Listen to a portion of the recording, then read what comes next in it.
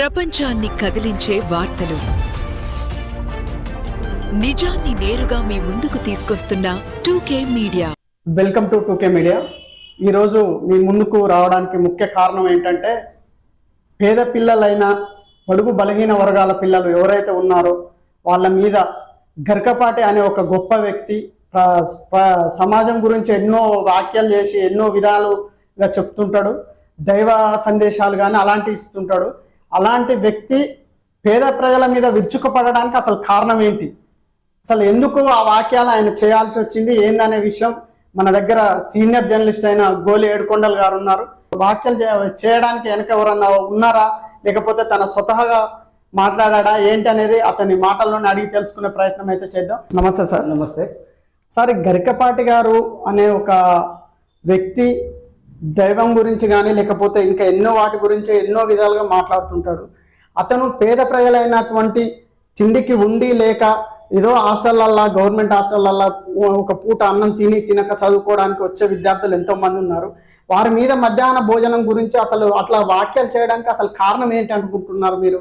జనరల్గా ఎప్పుడైనా కూడా ఏ కాలంలో అయినా కూడా ఏ దేశంలో అయినా కూడా పాలకులు అనే వాళ్ళు ఎలా ఉంటారంటే, పాలకులైనా పురోహితులైనా లేకపోతే ఇంకా అంటే ఏలికలైనా ఎవరైనా కూడా విద్యావంతులు కాకుండా, ప్రజలను విద్యావంతులు కాకుండా చైతన్యవంతులు కాకుండా చూడటమే వాళ్ళ పని.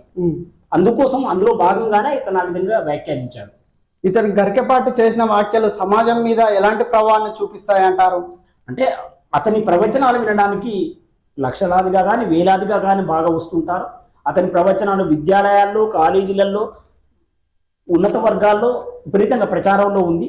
ఖచ్చితంగా దాని ప్రభావం అనేది సమాజం మీద పడుతుంది. అందుకోసం విద్యావంతులైనటువంటి వాళ్ళు, మేధావులైనటువంటి వాళ్ళు, ప్రజల పక్షాన నిలబడే వాళ్ళు చాలా తీవ్రంగా ఖండిస్తున్నారు. అందులో భాగంగానే నేను కూడా చాలా తీవ్రంగా నిరసిస్తున్నాను. అంతటి స్థాయి కలిగిన వ్యక్తికి ఇది తగదు అని నేను నిరసిస్తున్నాను. ఆ వాక్యాలను ఇప్పుడు అతను ఏదైతే ప్రబోధించాడో ఆ వాక్యాలను అనుచితంగా చూడొచ్చా, లేకపోతే తన వ్యక్తిగతంగా మనం చూడొచ్చా? అంటే సామాజిక పరంగానే చూడాలి. ఎందుకంటే అతను ఒక వ్యక్తి కాదు. కేంద్ర ప్రభుత్వం అతన్ని పద్మభూషణ్ తోటి, పద్మశ్రీ తోటి సత్కరించింది. ప్రభుత్వాలు అంటే ప్రజలు అంత గొప్ప ఉన్నతమైనటువంటి విశ్వాసము, నమ్మకం ఉంచి అతన్ని గౌరవించినప్పుడు, సత్కరించినప్పుడు అతను ప్రజల పక్షాన మాట్లాడాలి, ప్రజల పక్షాన ఒకళ్ళతో పుచ్చుకోవాలి. కానీ పేద ప్రజలను అవమానించినట్టుగా, హక్కును కాలరాసే విధంగా కేంద్ర రాష్ట్ర ప్రభుత్వాలు ప్రవేశపెట్టినటువంటి చట్టాలు, శాస్త్రాలను ఉల్లంఘించి మాట్లాడడం అనేది దుర్మార్గం. ఇప్పుడు అతను ఒక పద్మభూషణ్ తీసుకున్నాడు, అదేవిధంగా ప్రజావేదికల మీద ఎంతో చాకచక్యంగా మాట్లాడతాడు. అసలు అతను మాట్లాడడం అది ఎంతవరకు కరెక్ట్ అంటారు మీరు? అతను చెప్తున్నాను కదా, ఒక పూజారి వర్గం కానీ, పాలకులు కానీ, వ్యాపారస్తులు కానీ ఎప్పుడైనా కూడా మానవ వనరులు అనేవి చౌకగా దొరకాలనుకుంటున్నారు. అది విద్యా వివేకం లేని వాళ్ళు దొరకాలనుకుంటారు. అందుకోసం అని చెప్పి వ్యాపారస్తులు కానీ, పూజారులు కానీ, పాలకులు కానీ చేసే పనిలో భాగంగానే ఆ విధంగా జరిగింది. అది ఈ దేశంలోనే కాదు, మీరు చాలా గ్రంథరచన జరిగినటువంటి యూరోప్ దేశాల్లో కానీ, ఇంకా వేరే ఇతరత్ర అభివృద్ధి చెందిన దేశాల్లో కానీ వాళ్ళ స్వభావ రీతినే మాట్లాడింది తప్ప, సామాజిక తత్వంతో ఏం మాట్లాడింది తప్ప, అతను ఉద్దేశపూర్వకంగానే మాట్లాడింది తప్ప మరో రకంగా కాదని భావిస్తున్నాం. ఈ వివాదం ద్వారా మన సమాజంలో ఆహారపు అలవాట్ల ఉన్న భావజాలను ఏ విధంగా చూడొచ్చు?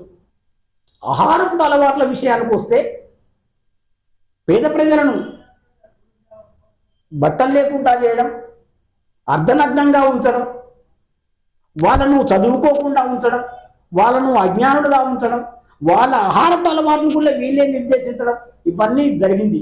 ఎప్పుడైతే ప్రజాస్వామ్యం అమల్లోకి వచ్చిందో, ఎప్పుడైతే ప్రజాప్రభుత్వం అమల్లోకి వచ్చిందో, ప్రజాప్రభుత్వం వచ్చిన 51, 52 నుండి అలవాట్లు కూడా మారి అన్ని మల్టీమిలియన్ ఇవాళ అందరూ కూడా ఆర్డర్లు పెట్టుకుంటున్నారు, అందరు కూడా బయట తెప్పించుకుంటున్నారు, అందరు కూడా కర్రీ పాయింట్లలో తింటున్నారు, అందరు కూడా మల్టీమిలియన్ కంపెనీలో తయారైన బట్టలే తిరుగుతున్నారు, అందరు కూడా మున్సిపల్ వాటర్ తాగుతున్నారు.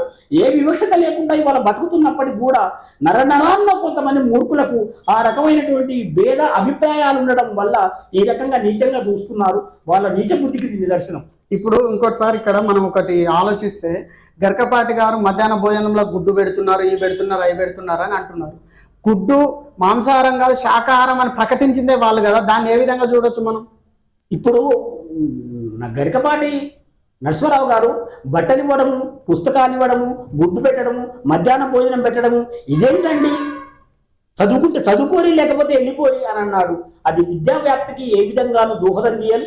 ఇప్పటికే ఆంధ్ర రాష్ట్రానికి సంబంధించినటువంటి మధ్యాహ్న భోజన పథకానికి సంబంధించినటువంటి గౌరవనీయులు కూడా మాట్లాడారు. అదేవిధంగా ఛానల్స్లో చాలా మంది విజ్ఞులు, ఎంతో మంది పండితులు కూడా మాట్లాడుతున్నారు.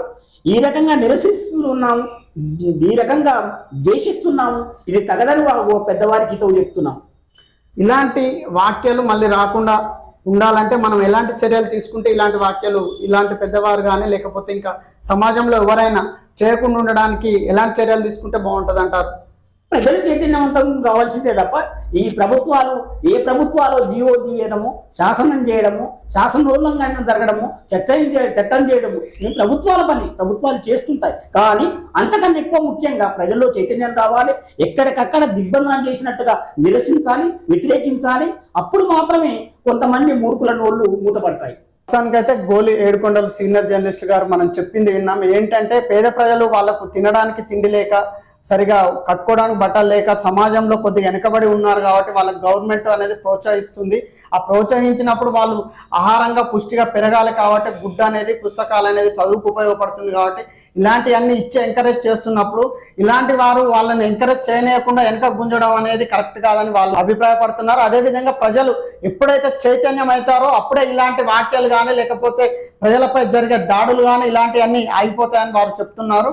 మరి మరొక ఎపిసోడ్తోని మరొక వారం మళ్ళీ కలుసుకుందాం. నమస్కారం.